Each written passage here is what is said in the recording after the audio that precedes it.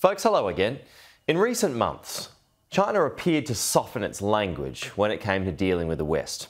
Many argue that Xi Jinping has created his own economic problems because of his failed COVID strategy. So, it needed a new approach. Getting an unprecedented third term made that a whole lot easier. But if we've learned anything these last few days, it's not to take China at its word. Words must be backed up with actions, and that's not happening. China, as we now know, sent a suspected spy balloon over sensitive military sites in the United States. China owned up, but claimed it to be for the weather. We'll know the answer of that in due course, but I think it's fair to say most people believe that to be a load of nonsense. The US had been tracking the balloon for days before it became public by accident. Now, whatever the government's reasoning for trying to keep it quiet backfired, because now the government just looks weak for just letting it float away without any attempt to stop it. Joe Biden was right, though, to order it to be taken down over water. If it had been shot down over land and it hit someone, they'd been in all sorts of trouble. My question is, though, or rather concern, if it was initially spotted nearly a week ago, why wasn't it stopped then, before it got a chance to do whatever it was there to do? And I'm not alone. Both sides of the aisle have that thought. If we were aware of the balloon, I think we should have taken steps to prevent it from entering our airspace. And I'm not sure that we should have allowed it to simply cross over the country, cross over what were obviously sensitive military sites. I don't see the logic of that. He allowed a full week for the Chinese to conduct spying operations over the United States, over sensitive military installations, exposing not just photographs, but the potential of intercepted communications.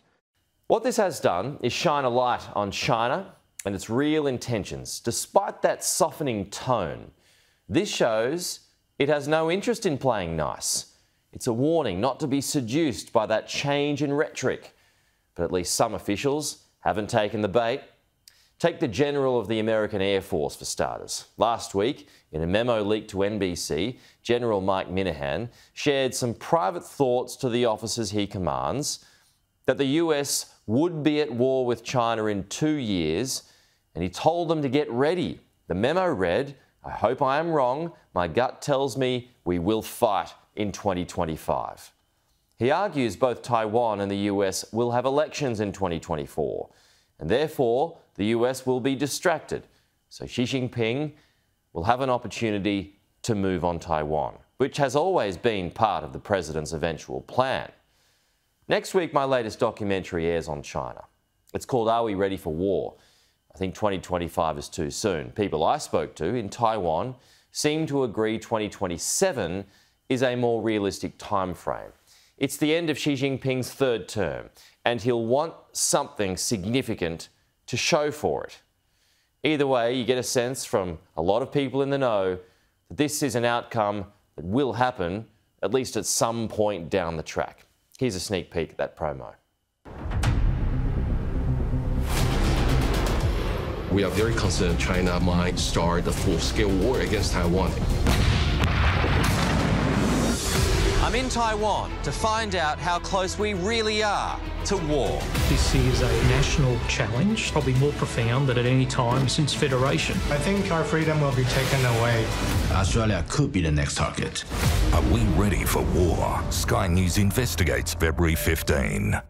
Joe Biden, to his credit, whether planned or not, has stated that he would come to Taiwan's defence if China were to make a move on it. It was later mopped up by the White House press teams, but that still provides a window into his thinking. And Japan has opened up more than a window into its thinking. It's backing talk up with action, which signifies how great a concern it is.